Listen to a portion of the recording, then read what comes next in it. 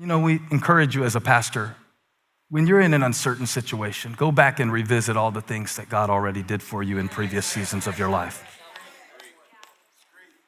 Maybe God brings you back to Bethel sometimes just to remind you of when you killed it, when you're struggling. And maybe God brings you back to Bethel sometimes to remind you of things that you accomplished that really defy your educational background or your pedigree or anything that you were taught or trained to do.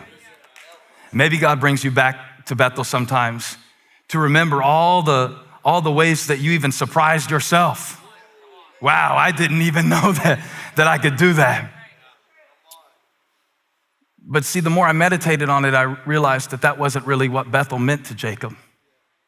Because the first time he went to Bethel, he was scared to death.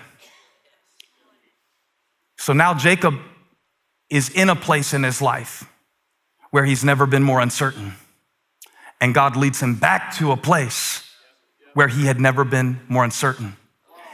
And when he is in need of the greatest faith, God takes him back to the place of his greatest fear. The first time that Jacob went to Bethel, he had no idea what would happen next. His brother wants to kill him.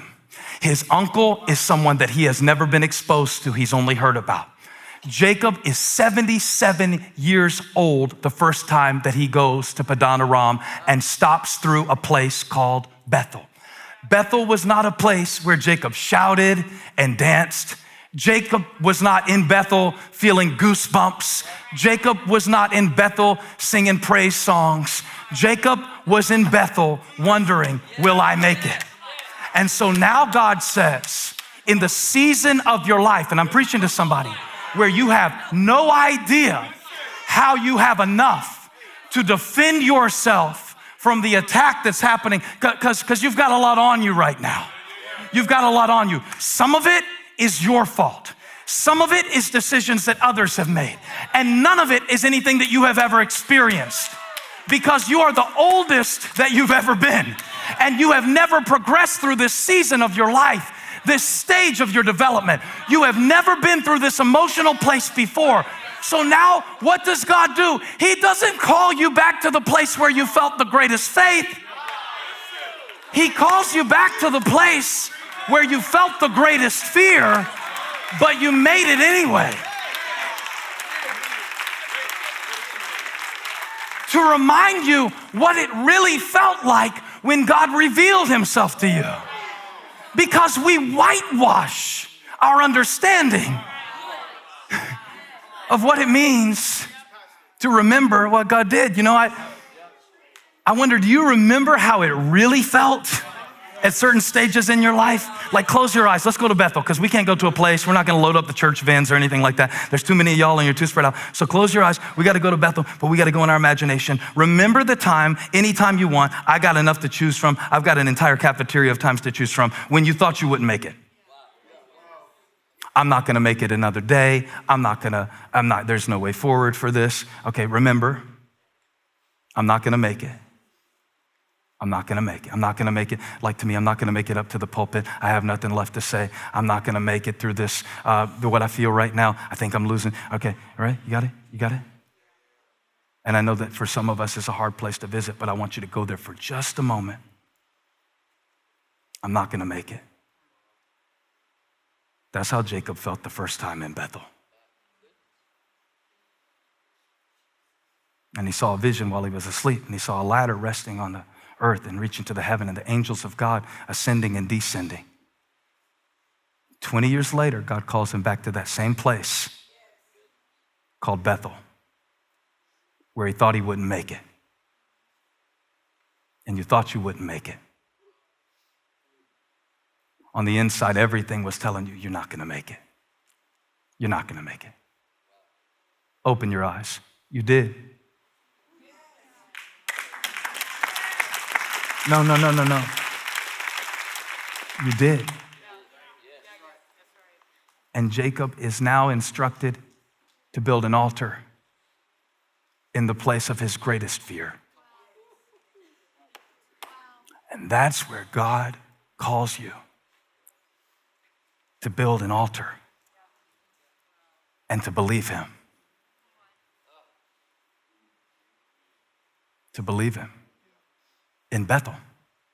In fact, one time the scripture calls God the God of Bethel. I'm not sure if I like that, because Bethel is scary. Bethel is when you don't know. Bethel is the place where you can't figure it out and all you have is faith. God said, I'm the God of Bethel. That's where my house is. That's where my habitation is. That's where I live. That's where I reveal. That's where I show myself. That's where you get to know me. I'm the God of Bethel. And Jacob is afraid, and God says, I want you to go back to the place you were most afraid and build an altar there. Because if you don't, what's on you is going to cause you to forget what's in you. So I need you to go, somebody say, it's always been in me. It's always been in me. I need you to go to the place where you didn't think you would make it. I want you to go to the place where you didn't know what was next. I need you to go to the place where you realized, and this is the crazy thing about Bethel, right? Like, this might be your Bethel right now. What you are going through right now might be the place that you go back to in the future when your family needs to know that God is a promise keeper and that God is a way maker. So I need to teach you about a concept. This is not a pop culture concept. It's the concept of covenant. Everybody say covenant. Jacob isn't just going off of a good feeling. Jacob isn't just going off of a track record. Jacob isn't going off of a fortune cookie. Jacob isn't going off of an emotional high. Jacob isn't going off of something that he got from Jacob's not going off of something that he read on one Bible verse of the day. He has a covenant. Say covenant. Now, in the Bible, a covenant can be, first of all, it can be with another person. It can be, in the Bible, the context of marriage was not convenience, it was covenant. In the Bible, the context of my relationship with God was not my behavior, it was my covenant with him. Covenant. Covenant. Jacob is moving, not in certainty, he's moving in covenant with God. You know that the relationship that I have with God is not based on the same covenant that Jacob had. Jacob had a covenant with God that God will be with me. And that's awesome. How many thank God that he's with you? That's awesome. But look what happens. On our end of the bargain, we can't keep that up. Oh, so you followed God perfectly through every season of your life. Of course in the valley you faint. Of course in the hard times you get led astray. Of course your heart is drawn to other gods to worship things that you can see instead of the God that you can't see or figure out. So God said in Jeremiah 31, this is what he said in Jeremiah 31. He said, I'm gonna give you a different covenant. These days are coming, declares the Lord, when I will make a new covenant with the people of Israel and the people of Judah. It will not be like the covenant I made with their ancestors, that's Jacob, when I took them by the hand to lead them out of Egypt. Because they broke my covenant, though I was a husband to them, declares the Lord. This is the covenant I will make with the people of Israel at that time, declares the Lord. I will put my law in their minds and write it on their hearts. That's the inside. For what the law was powerless to do, in that it was weakened by the sinful nature, God did by sending his son, Jesus, in the likeness of sinful men. I don't have the Jacob covenant. I have the Jesus covenant. I have a covenant that whatever you put on me, God put something in me that is greater than what you put on me. So I know you got a lot on you, but I came to preach there's something in you that has always been greater. Are you getting this revelation? It's in me. When Jacob said, God has always been with me, I know why he's been with you, because he's in you.